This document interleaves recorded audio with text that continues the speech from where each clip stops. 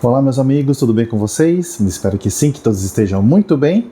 Pessoal, então vamos dar sequência, naquele trabalho que a gente já vem executando desde o processo inicial de análise SWOT, a partir de todos os levantamentos, das informações, A gente também teve a questão do 5W2H. E agora vamos entrar então efetivamente na parte de plano de ação, como elaborar, um plano de ação. Sobre esse mesmo assunto, então rapidamente eu montei um formato de plano de ação.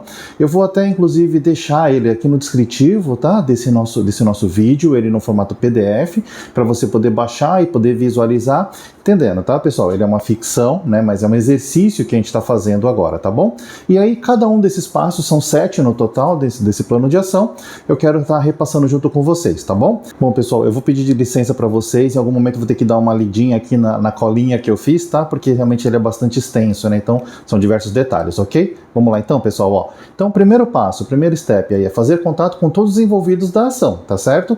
A gente dividiu então em algumas etapas, vamos lá. A primeira etapa é a equipe, A parte de coordenação e equipe de apoio, Então, quem são as entidades, quem são, quais são as partes que vão estar envolvidas dentro desse nosso projeto? A parte de coordenação e também a parte de estruturação, apoio, ok?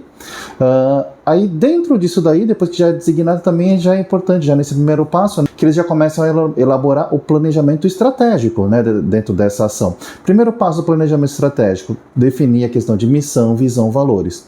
É extremamente importante, A gente já falou bastante sobre missão, visão, valores em outros vídeos, Então é um detalhe muito importante, ok? Outros pontos que são importantes, então vamos lá. A partir dos impactos, Quais são os impactos que a gente deseja causar, junto com essa nossa ação. A ordenação, qual que é a ordem, dessa nossa execução? Como ela vai estar acontecendo, certo? Desde o começo até a sua finalização. O tempo previsto, para cada uma delas, o tempo previsto total da ação e o tempo previsto para cada uma dessas etapas, ok? Valores, Valores arrecadados, valores convertidos e investidos também dentro da questão de todas as ações que a gente vai conseguir levantar, ok? E os resultados estimados, O que é que a gente espera, de quantidade de impactados, E o que é que a gente espera efetivamente de resultado, ok?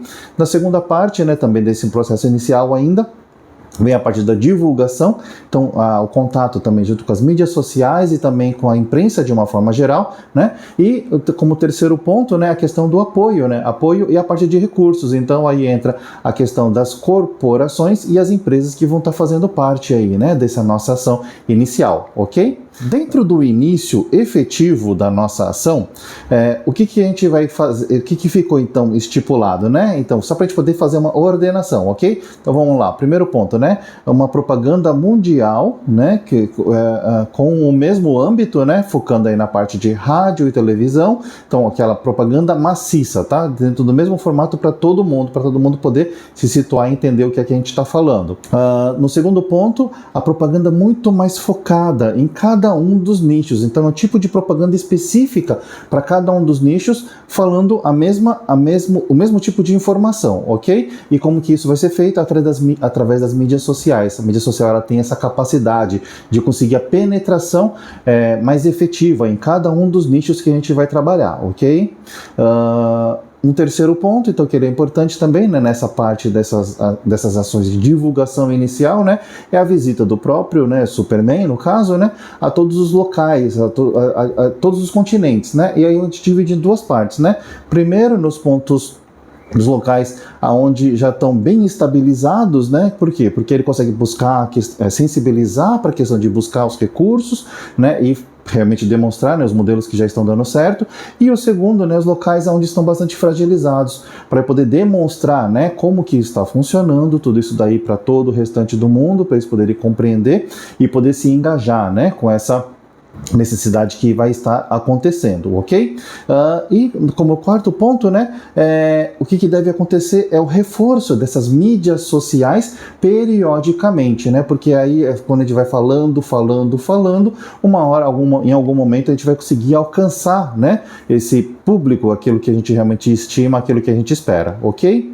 Bom, Como terceiro ponto, então, ele entra a questão da programação, né? Então, a primeira questão da programação, ele entra a estruturação nos locais de ataque, né? Aí, efetivamente, né, a questão da estrutura física de cada um dos locais onde a gente vai fazer esse tipo de trabalho, né? Aí, como segundo ponto, o trabalho físico, né, in loco, né, com professores ou com as instituições que vão estar realizando esse trabalho, ou também a outra questão, a estruturação para esse programa de forma digital, né, quando é o local mais à distância, né, para a gente poder também alcançar a todos os públicos, ok?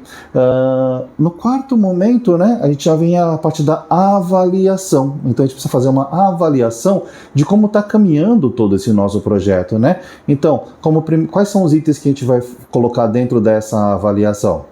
A questão da absorção do programa, né? Então, um detalhe bastante importante, como que está a absorção do programa.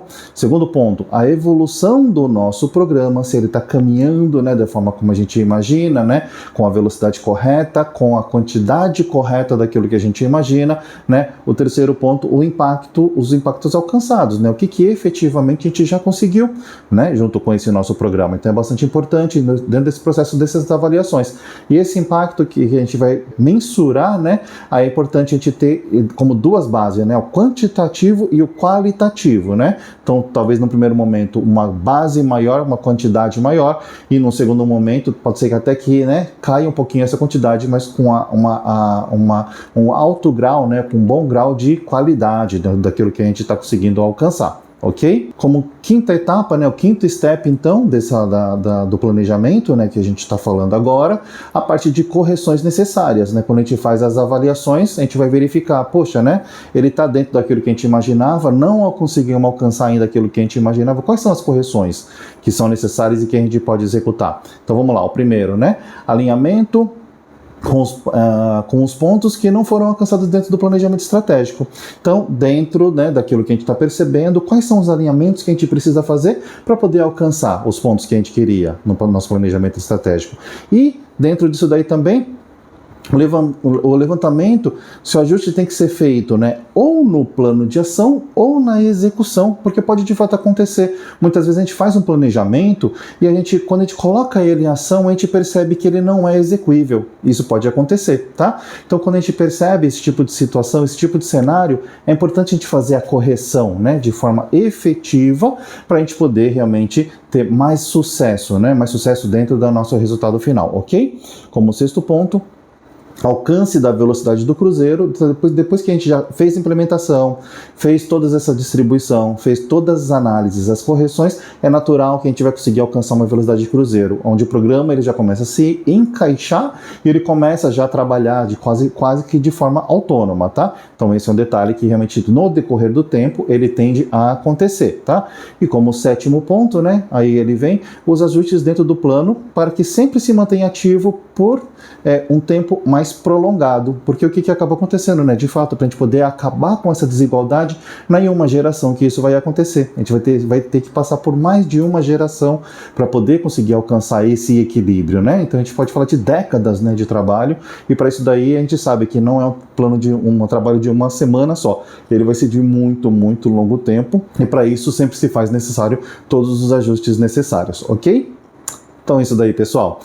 Eu sei que parece extenso, né? São diversos steps, diversos passos, tá? Mas é assim que a gente consegue realmente elaborar um plano de ação para aquilo que a gente vai fazer. Não é só pegar e jogar no papel todas as informações, ele tem que ter uma ordenação, tá? Então acho que aqui, juntando todas aquelas informações que a gente trouxe, a gente conseguiu compilar, né? Dentro de uma programação, tá? Vou deixar então a estruturação para vocês poderem olhar, fazer as análises de vocês também. Os comentários são muito importantes, né? Para a gente poder ir fazendo esses ajustes, tá?